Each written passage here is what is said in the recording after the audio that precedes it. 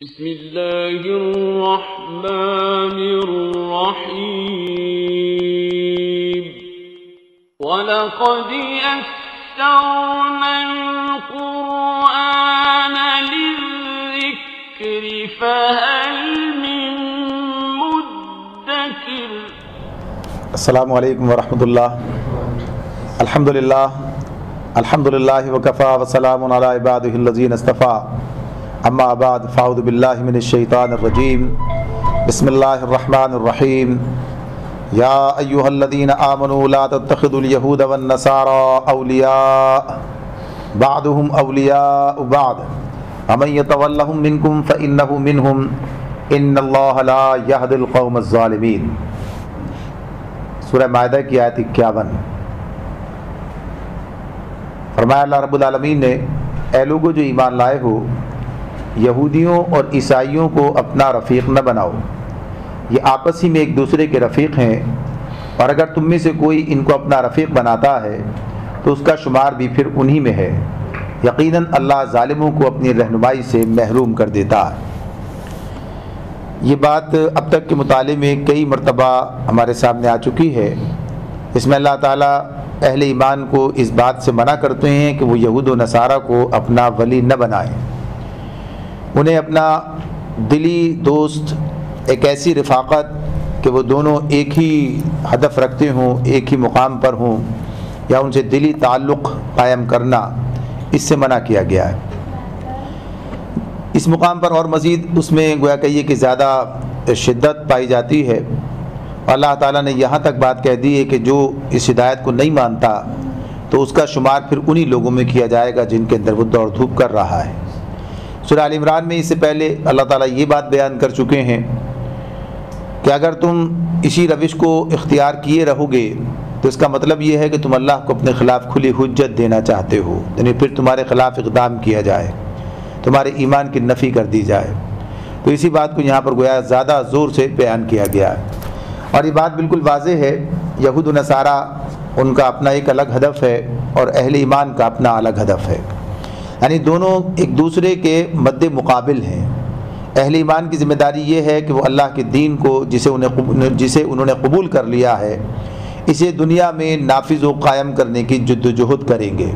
اس جد و جہد کے جتنے مراحل ہوں گے، چاہے لوگوں تک پہنچانے کا معاملہ ہو، عمل کر کے دکھانے کا معاملہ ہو، یا اسے دنیا میں قائم و نافذ کرنے کی جد و جہد کرنے کا معاملہ ہو، اس راستے میں حائل رکاوٹوں کو دور کرنے اور جہاد و قتال کے ان مراحل سے گزرنے کا معاملہ ہو، ان تمام حوالوں سے ان کا اپنا ایک الگ طریقہ ہے، اپنا ایک الگ مقصد ہے جس کے تحت وہ کام کر رہے ہیں۔ اور اس کے مقابل یہود و نصارہ کا معاملہ وہ بھی بالکل واضح ہے کہ وہ اس دین کے خلاف ہیں، وہ اس دین کے دشمن ہیں، وہ اس دین کو مغلوب کرنا چاہتے ہیں۔ وہ نبی کرم صلی اللہ علیہ وسلم کے زمانے سے ہی آپ کے مشن کے خلاف کھڑے ہوئے، اور اس کے لیے انہوں نے بھرپور جد و جہد کی، جو کچھ کر سکتے تھے کیا۔ تو ظاہر سی بات ہے کہ جب دو مختلف سمتوں کے مسافر ہیں، جب دو مختلف اہداف رکھنے والے، اور اہداف بھی وہ جو ایک دوسرے کے مقابل ہیں، یعنی ایک فریق جو ہے یعنی مسلمان، وہ اس دین حق کو جو اسلام ہے اسے غالب کرنا چاہتے ہیں، اور دوسرے جو ہیں اسے مغلوب کر کے کسی اور دین کو غالب کرنا چاہتے ہیں۔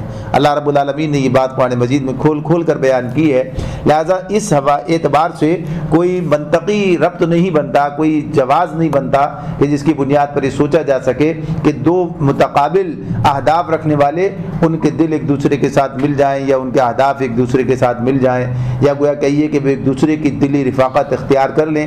دنیاوی طور پر جو معاملات کا تعلق ہے، ایک دوسرے کے ساتھ کوئی ہمدردی کی بات ہے، ایک دوسرے کا کوئی کام آ جانے والی بات ہے، ضرورت پوری کرنے کی بات ہے، اس اعتبار سے اسلام اس معاملے میں کوئی رکاوٹ نہیں ڈالتا، اور وہ کہتا ہے کہ دنیاوی طور پر جو لوگوں کے حقوق ہیں وہ ادا کیے جائیں، اور ان سے کام لیا جا سکتا ہے، ان کے کام آیا جا سکتا ہے، لیکن جو اصل تمہارا ہدف ہے اسے تمہیں اپنے سامنے رکھتے ہوئے اپنی سمت میں چلتے رہنا ہے، اور اس کا طریقہ یہی ہے کہ تمہارا اس سے دلی تعلق قائم نہیں ہونا چاہیے۔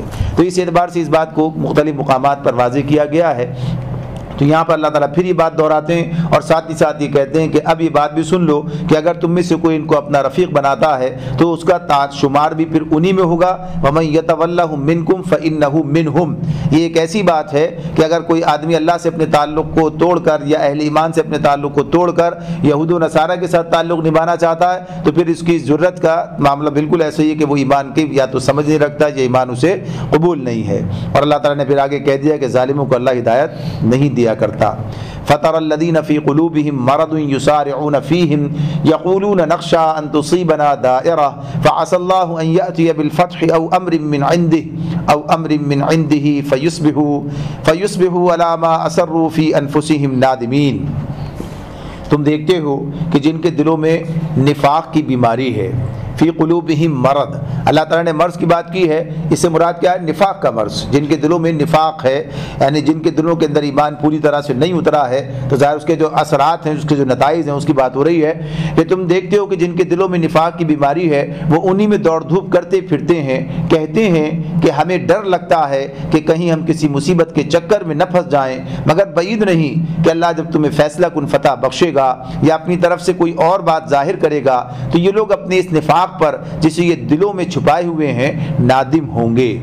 یعنی یہ جو کیفیت اللہ رب العالمین نے ہمارے سامنے رکھی ہے، اسے ہم اس دور کے تاریخ میں بھی دیکھ سکتے ہیں اور آج کل کے حالات میں بھی اس کا مشاہدہ کر سکتے ہیں. یعنی ان کے ساتھ تعلق قائم رکھنے والوں کے پاس کوئی دلیل نہیں ہوتی اسلام کے مقابلے میں کہ وہ کہیں کہ نہیں اس بنیاد پر ہم ان کے ساتھ تعلق قائم رکھنا چاہتے ہیں اور ان کو ولایت کا تعلق قائم کرنا چاہتے ہیں، ان کو اپنے سرپرست بنانا چاہتے ہیں یا ان کے ساتھ وہ گہرا دلی ربط رکھنا چاہتے ہیں. ہمارے ان کے اہداف یہ ہیں، ہم ایک ہی منزل کے مسافر ہیں. یعنی یہ کوئی دلیل نہیں ہے، کوئی جواز ان کے پاس نہیں ہے. لہٰذا اب کیا چیز ہے، کس بنیاد پر وہ ان کے ساتھ تعلق قائم کرتے ہیں، تو اس کو اللہ رب العالمین نے یہاں پر واضح کر دیا کہ وہ کہتے ہیں ہم کسی مصیبت کے چکر میں نہ پھنس جائیں. یعنی بنیادی طور پر ان کا ڈر ان کے دلوں میں ہے. یعنی وہ سمجھتے ہیں کہ حالات نے اگر اس طرح پلٹا کھایا کہ کل معاملات ان کے ہاتھ میں چلے گئے، وہ لوگ جو ہیں بالادست ہو گئے تو پھر ہماری مصیبت آ جائے گی. تو اس مصیبت سے بچنے کے لیے وہ ان کے ساتھ اپنے تعلق قائم رکھنا چاہتے ہیں. اور آج کے دور میں جب ہم دیکھتے ہیں کہ آج کے دور میں بظاہر ایک بالادستی انہیں اس طرح سے حاصل ہے کہ دنیاوی وسائل کے اعتبار سے بھی، دنیاوی جو طاقت کا توازن ہے اس اعتبار سے بھی وہ زیادہ بہتر پوزیشن میں نظر آتے ہیں، اور معاملات کے اندر بھی مسلمانوں کے اپنی کمزوری کی بنیاد پر وہ دخیل ہو گئے ہیں اور ان کے فیصلے تک کرنے کے لیے گویا کہیے کہ وہ ہمیں اس طرح نظر آتے ہیں، متحرک ہوتے ہیں یا ان کا اثر و رسوخ نظر آتا ہے. تو اس بنیاد پر یا ان کی طاقت سے مروب ہو کر، ان کی ٹیکنالوجی سے مروب ہو کر یا ان کے وسائل سے مروب ہو کر، کسی بھی بنیاد پر جب کوئی شخص یہ سوچتا ہے کہ اگر میں نے اسلام کے تقاضوں پر عمل کیا تو اس کے نتیجے میں میرے اوپر مشکل آ جائے گی، مصیبت آ جائے گی ان کے ذریعے سے، تو یہ وہی طرز عمل ہے جو اس آیت میں ہمارے سامنے رکھا گیا ہے. اور یہ چیز لوگ کہتے ہوئے نظر آتے ہیں. یعنی یہ بات لوگوں نے، یعنی پچھلے تجربات جو ہیں تاریخ قریب کی، وہ سامنے اس میں لوگوں نے یہ بات کہی، یعنی ان کا ساتھ دینے کے لیے کیا جواز تھا؟ یہ جواز تھا کہ یہ ہمیں مشکل میں ڈال دیں گے، یہ ہمارے لیے مسائل پیدا کر دیں گے، یہ ہمیں پتھر کے زمانے میں پہنچا دیں گے. یعنی یہ جواز تھے جن کی بنیاد پر ایک غلط بات کو قبول کیا گیا. یعنی یہ نہیں کہا کہ یہ بات ہی صحیح ہے، ہمیں ایسا ہی کرنا چاہیے، حق اسی کا نام ہے، عدل اسی کا نام ہے، یہ نہیں کہا گیا، بلکہ یہ کہا کہ اپنے تحفظ کے لیے، اپنے سہولتوں اور آسائشوں کی حفاظت کے لیے یا انہیں فراہم کرنے کے لیے یا ان کو تسلسل ان کا برقرار رکھنے کے لیے بہرحال ہمیں انہی کی بات ماننی پڑے گی. دلیل نہیں ہے بلکہ کیا ہے، مفاد کا معاملہ اور ڈر کا معاملہ. تو یہی کیفیت اس وقت بھی تھی. تو اللہ تعالیٰ اب یہ بات بتا رہے ہیں کہ جب معاملہ اس کے برعکس ہو جائے گا اللہ تعالیٰ تمہیں فیصلہ کن فتح بخش دے گا. یعنی اصل اس وقت جو مارکا جاری تھا اس میں تو اہل ایمان جس طرح جد و جہد کر رہے تھے اس کے نتائج سامنے آ بھی گئے آگے چل کر کہ واقعی اہل اسلام ہی بالادست ہوئے اور یہ سارے کے ساتھ سارے مفتو ہو گئے، مغلوب ہو گئے. تو اس وقت ان کے لیے بات تھی. اور آئندہ بھی جب کبھی فیصلہ کن مار کے لڑے جائیں گے، معاملات ہوں گے، تو اس وقت کے معاملہ بھی ہوگا. اور اس کے علاوہ ایک اور بات بھی ہے کہ جب اللہ رب العالمین کے پاس انسان پہنچے گا، یعنی جب یہ معاملات بدل کر کچھ سے کچھ ہو جائیں گے، جب پتہ چلے گا جن پہ تکیہ تھا وہی پتے ہوا دے گئے، انہی پر جو ہے نثار تھا انہوں نے ساتھ نہ دیا. اور یہ بھی تاریخ ہے کہ جب لوگوں نے انہیں اپنا ولی بنایا، انہیں اپنا سرپرست بنایا اور ان کا ساتھ دے کر اور اپنے لوگوں کے ساتھ غداری کی، انہی لوگوں نے کہیے کہ ایک وقت پر اب استعمال کر کے اور انہیں بالکل اس طریقے سے جیسے کہ استعمال شدہ چیزوں کو ضائع کر دیا جاتا ہے، انہیں بھی انہوں نے ترک کر دیا، ضائع کر دیا، کوئی مقام ان کے پاس ان کا نہ رہا.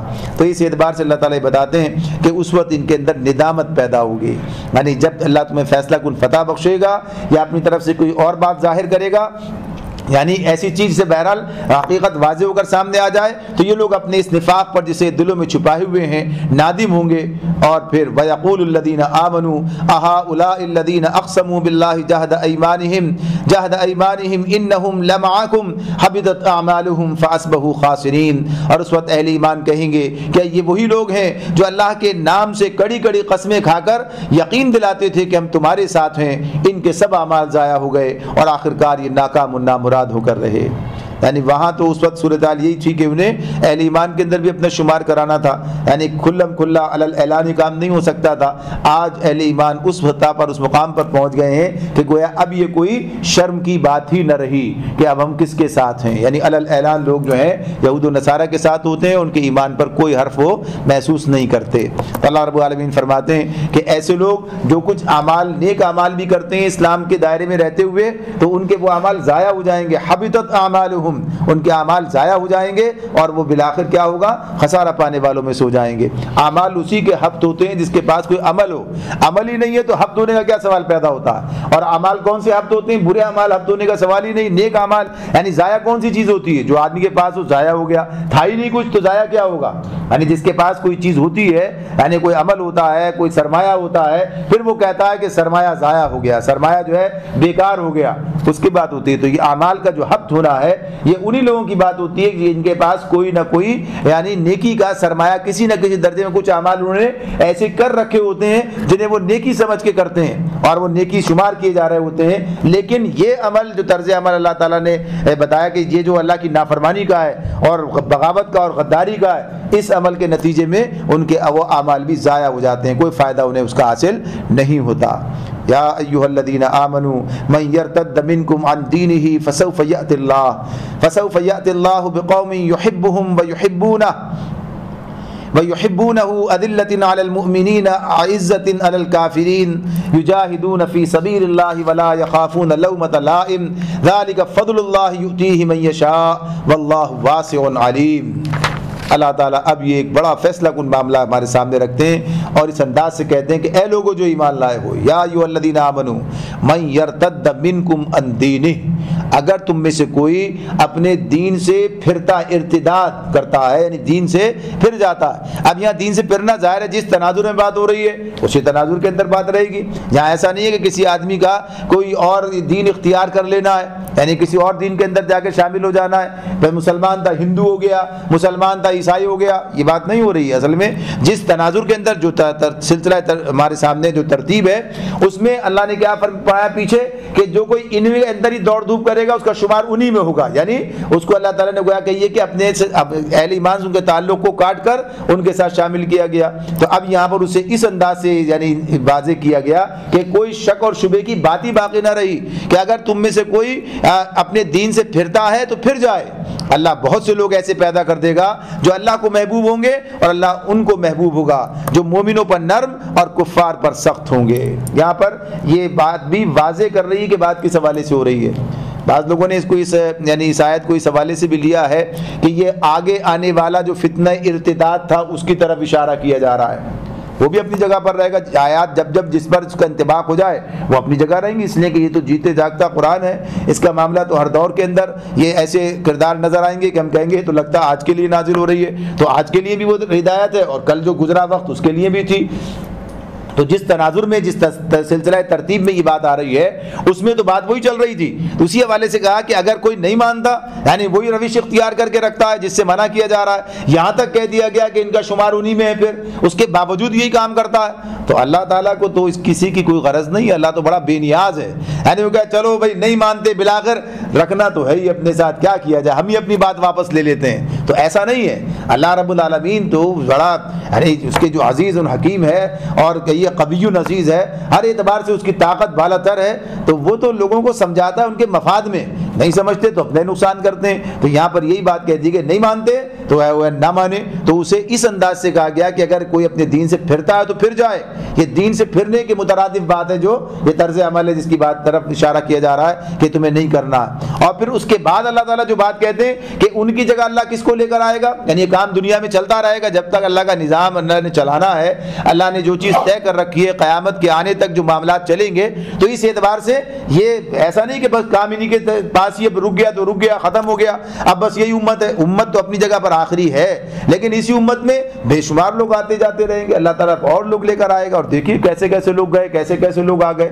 یعنی سارے معاملات ہیں. کبھی گویا کہیے کہ دین کے حوالے سے خدمات کسی خطے کے لوگوں نے انجام دی, کبھی کسی خطے کے لوگوں سے کام لیا اللہ نے, کبھی کوئی لوگ سامنے آ گئے تو مختلف لوگ آ کر اپنا ذمہ داری ادا کرتے رہے. تو یہاں بھی یہ بات کہی جا رہی ہے کہ جو لوگ اس کے مخاطب جس وقت ہیں وہ یہ نہ سمجھیں کہ ہم ہی ہیں اور ہم ہوں گے تو کام چلے گا اور ہم نہ ہوں گے تو شاید کام ہی ختم ہو جائے گا. تو یہ ایسی کوئی غلط فہمی میں مبتلا نہ رہے. ایسا کوئی کسی کو اگر زوم ہے تو وہ ختم ہو جائے. اللہ تعالیٰ کہتے ہیں اللہ اور بہت سے ایسے لوگ لے آئے گا. اور یہ ہر وقت جاری ہے سلسلہ, یہ سلسلہ جاری ہے. یعنی اس دین کی بنیادیں جو ہیں اس طرح مضبوط ہیں. اللہ تعالیٰ اس کو پھیلا رہا ہے کہ آپ دیکھتے ہیں کہ ہر دور میں اسلام کے اندر آنے والے, اسلام کی طرف راغب ہونے والے لوگ موجود رہے. یعنی نو مسلم ہر دور کے اندر رہے, لوگ اسلام کے اندر آتے رہے. یعنی کام اس طرح نہ بھی کیا جاتا رہا ہو. آج تو صورتحال یہ ہے کہ کوئی ایسا نمونہ عمل موجود نہیں ہے. شہادت حق کا وہ کام اس طرح انجام نہیں دیا جا رہا جیسے کہ دیا جانا چاہیے. کوئی ریاست اس سطح پر موجود نہیں ہے, کوئی معاشرہ اس سطح پر موجود نہیں ہے جو کہ اسلامی معاشرے کے طور پر پیش کیا جا سکے, یعنی مکمل طور پر, کامل طور پر. لیکن اس کے باوجود لوگ اسلام میں آ رہے ہیں. تو اس کی اصل تعلیمات سے واقف ہو کر, اس سے متاثر ہو کر, ٹھیک ہے یہ رفتار کم اور زیادہ تو ہوگی. جب لوگ دین کا کوئی نمونہ دیکھیں گے رفتار بہت زیادہ ہوگی, اور جب لوگ صرف دین کو سمجھ کے آئیں گے رفتار نسبتاً کم ہوگی. یہ بات ہوگی. لیکن اللہ تعالیٰ ایسے لوگ لے کر آئے گا, کام ہوگا. تو یہاں پر یہ بات ہو رہی ہے کہ اللہ بہت سے ایسے لوگ پیدا کرے گا. اب ان کی جو صفات بیان کی ہیں اس حوالے سے ہم دیکھیں کہ اس کے ساتھ اس کا تعلق ہے. یعنی وہ انہیں محبوب رکھتے تھے, یہ اللہ کو محبوب رکھیں گے. یعنی معاملہ کیا ہو گیا. اب یہ بات تو اسی اعتبار سے نا کہ کون زیادہ عزیز ہے, یہ زیادہ عزیز ہیں یا یہ زیادہ عزیز ہیں. اللہ تعالیٰ کہتا ہے یہ اللہ کے دشمن ہیں, تمہیں ان کے ساتھ زیادہ تعلق ہے, تمہاری زیادہ محبت ان سے ہے یا اللہ سے. اللہ کی خاطر سب کو چھوڑ دینے کے لیے ایک مومن جو ہے وہ تیار ہوتا ہے. یہ تو یہود و نصارہ کی بات نہیں ہے صرف. سورہ توبہ میں ہم پہنچیں گے تو وہاں پر اللہ تعالیٰ کیا کہتے ہیں. وہاں پر تو اللہ تعالیٰ یہ بات کہتے ہیں کہ اگر تمہارے باپ اور تمہارے بھائی بھی دین کے معاملے میں کفر کو ترجیح دیں تو انہیں اپنا ولی نہ بناؤ. یعنی اللہ تعالیٰ یا ایھا الذین آمنوا لا تتخذوا آباءکم واخوانکم اولیاء ان استحبوا الکفر علی الایمان ومن یتولہم منکم فاولئک هم الظالمون. اللہ نے انہیں بھی ظالم کہا ہے. یعنی یہ تو کسی قوم کا مسئلہ نہیں ہے, یعنی یہ تو دین کا معاملہ ہے کہ اسلام اور کفر کے معاملے میں ایک مسلمان جب اسلام قبول کرتا ہے تو اسلام کا ساتھ دے گا, پھر کفر کے ساتھ جانے کا کیا سوال پیدا ہوتا ہے چاہے ادھر کوئی بھی آدمی موجود ہو.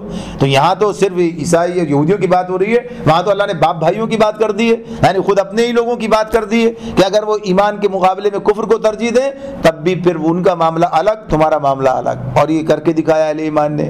نبی اکرم صلی اللہ علیہ وسلم کے ساتھیوں نے سارے معاملات سامنے رہے کہ انہوں نے دین کی خاطر سب کو چھوڑ دیا اور دین کو قبول کیا, تو پھر اس کے ساتھ ہی جم کر رہے.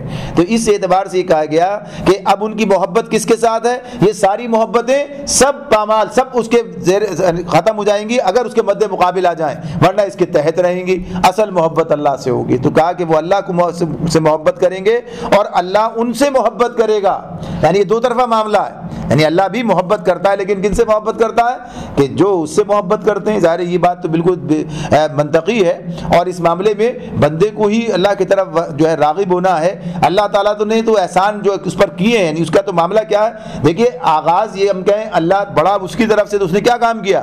اس نے تو ہمیں پیدا کیا, اس نے ہمیں گویا کہیے اشرف المخلوقات بنا دیا, اس نے ہمیں اپنا خلیفہ نامزد کر دیا, اس نے ہمارے ساری پرورش کا تربیت کا سارا انتظام کر دیا, اس نے رسول بھیج دیے, کتابیں نازل کر دی, ساری باتیں ہو گئیں. اب تو ذمہ داری ہماری ہے, ہم کچھ بھی نہ کریں, بیٹھے رہیں کر کے, اب بس اللہ تعالیٰ خود کرے گا.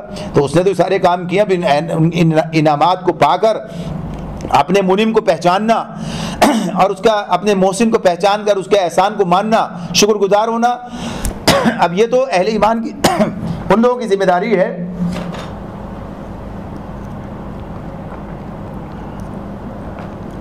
اب یہ ذمہ داری تو بہرحال بندوں کی ہے کہ وہ اس طریقے سے اپنے رب کی طرف راغب ہوں. تو اللہ تعالیٰ یہ بات کہتے ہیں کہ وہ اللہ سے محبت کریں گے, اور پھر جو اللہ سے محبت کرتا ہے اللہ تعالیٰ اسے چھوڑ نہیں دیتا, بلکہ اس سے زیادہ اللہ اس سے محبت کرتا ہے. اللہ زیادہ قدردان ہے. اس لیے کہ اللہ کی صفات ظاہر سی بات وہ اللہ رب العالمین ہے، بندہ تو اس کے مقابل نہیں ہو سکتا کسی بھی طرح سے. تو یہ کہ اللہ سے محبت کرتے ہیں، اگر واقعی سچی محبت ہوگی تو اللہ تعالیٰ اسے کیسے قبول کرتا ہے، پھر اس کا کتنی قدردانی کرتا ہے. تو وہ جو اللہ سے محبت کریں گے اور اللہ بھی انہیں محبوب رکھے گا، اللہ بھی ان سے محبت کرے گا. اور پھر دوسری بات کیا کہی، مومنوں پر نرم، کفار پر سخت ہوں گے. یعنی اب یہ تعلق جب اگر یہ کوئی اور بات ہو رہی ہوتی، جس تناظر میں بات ہو رہی ہے تو وہی چیزیں تو سامنے آ رہی ہیں. یعنی اب یہ اسی بنیاد پر بات ہو رہی تھی ان کو اپنا دوست ولی نہ بناؤ، تب یہیں پر یہ بات بتا دی مومنوں پر نرم ہے. اب یہ جو لفظ آیا ہے اذلہ، اللہ رب العالمین نے کہا اذلۃ علی المؤمنین اعزۃ علی الکافرین، تو یہ جو ذلول ہے کا جو لفظ ہے یا ذلیل کا جو لفظ اس میں ہمارے سامنے آتا ہے، اذلہ کا لفظ آتا ہے، تو اس اعتبار سے یہ دونوں کا مادہ تو ایک ہی، ذلیل اور ذلول کا. ذلول جو ہے الذلول سہل الانقیاد، یعنی نرم ہو جانا، کسی کے لیے آسانی سے قابو میں آنے والا. یعنی مومنوں کے لیے کہ نرم ہے، جیسے چاہو کر لو، جیسے چاہو معاملات کر لو، ٹھیک ہے. یعنی ان کے ساتھ نرمی کا معاملہ ہے، ان کے ساتھ گویا کہیے کہ جس طریقے سے ان کا آپس کا تعلق ہے کہ ہر معاملے میں ایک دوسرے کے ساتھ شریک ہے. وہی بات ہے کہ جب کوئی کسی کے ساتھ دلی تعلق قائم کر لیتا ہے پھر کیا ہوتا ہے، جیسے چاہے معاملات کر لیں، اپنا ہی معاملہ ہے، گھر کا بات ہے، آدمی کہہ رہا ہوتا ہے نا اس اعتبار سے.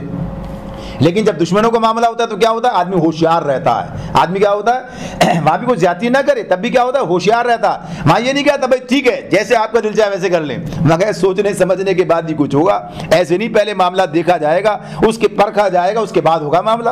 یعنی اس معاملے میں کوئی انہیں دھوکہ نہیں دے سکتا. یہاں جو اعزۃ علی الکافرین کی جو بات ہے کہ اپنے موقف پر سختی کے ساتھ جمے ہوئے ہوتے ہیں اور انہیں وہاں سے ہلانا اپنے موقف سے آسان نہیں ہوتا. وہاں پر یہ معاملہ جو ہے ممکن نہیں ہے، بلکہ وہاں سارے ٹھوک بجا کر سوچ سمجھ کر سارے معاملات کرتے ہیں، کہیں جو ہے وہ ایمان کے، اسلام کے یا مسلمانوں کے مفادات کے خلاف کوئی کام نہ لے سکیں، کوئی کام نہ کرا سکیں.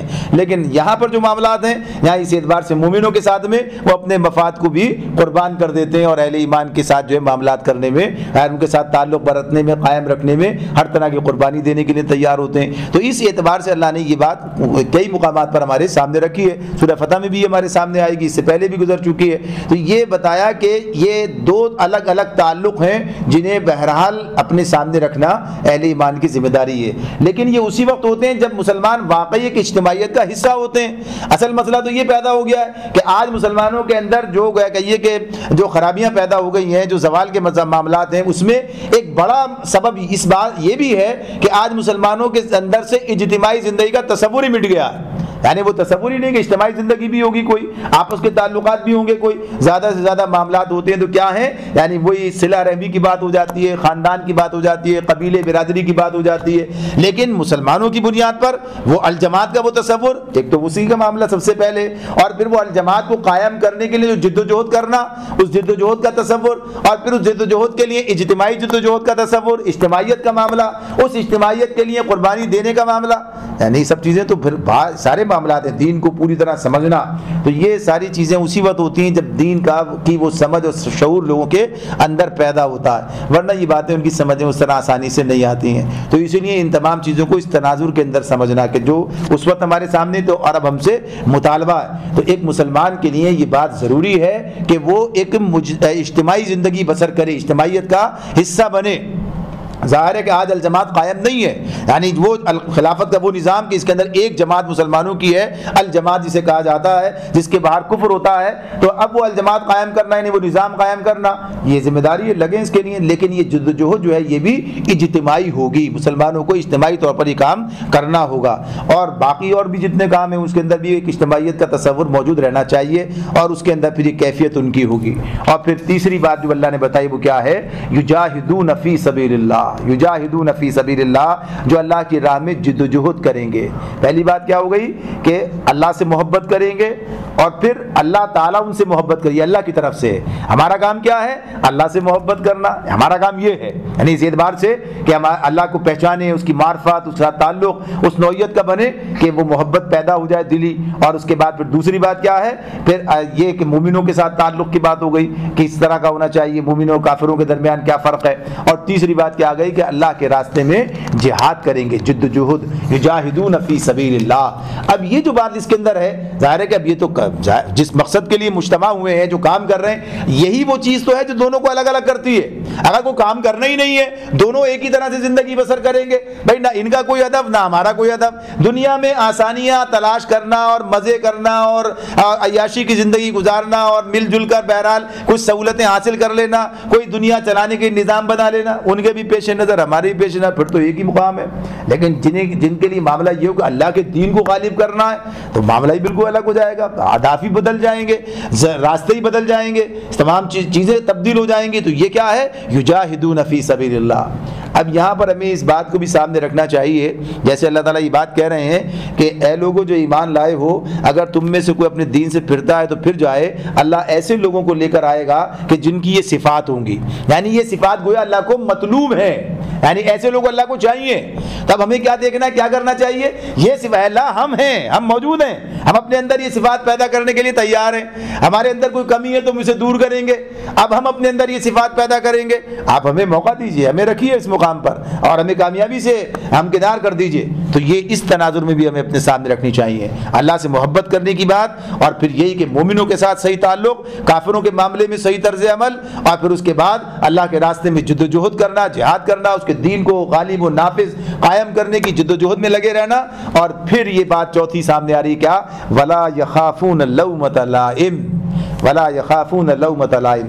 اور اس راستے میں، یعنی اس راستے کی بات تو اب یہ بین السطورہ کا کیا ہے؟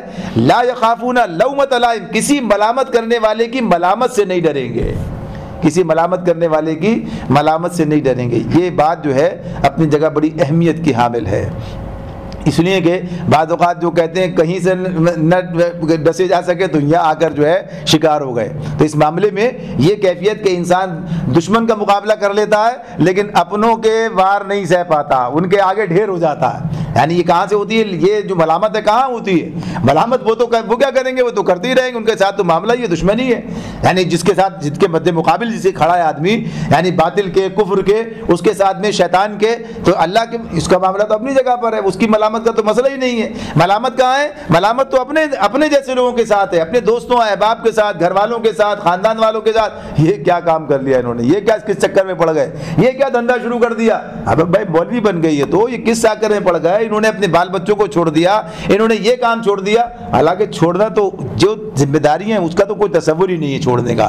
اس لیے کہ ایک مسلمان جب اللہ کے راستے میں جد و جہد کرتا ہے تو وہ تمام چیزوں کو اپنے سامنے رکھتا ہے، میری ذمہ داریاں کیا کیا ہیں، یعنی ان تمام ذمہ داریوں کو ادا کر رہا ہوتا۔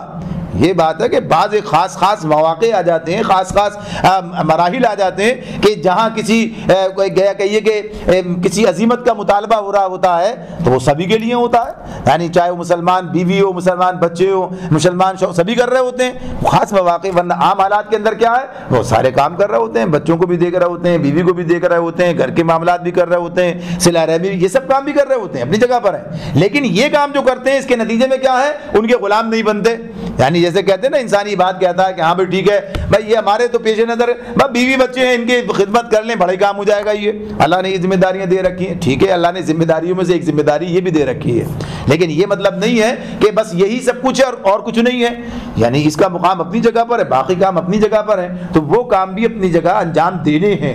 یعنی یہ ممکن نہیں ہے کہ آدمی انہیں چھوڑ کر اور ایک سے رخا ہو کر، یک رخا ہو کر جو ہے کامیابی حاصل کر لے، تو اس معاملے میں اپنی یہ بات واضح ہے۔ تو یہاں پر وہیں سے عام طور پر یہ ملامت کے معاملات آتے ہیں، لوگ اس اعتبار سے گویا خیر خواہ بن کر، محبت کے انداز میں، یعنی گویا کہ یہ آپ کے بہی خواہ بن کر آپ کو نصیحت کرنے کے انداز میں، یعنی اس انداز سے جو ملامت کر رہے ہوتے ہیں۔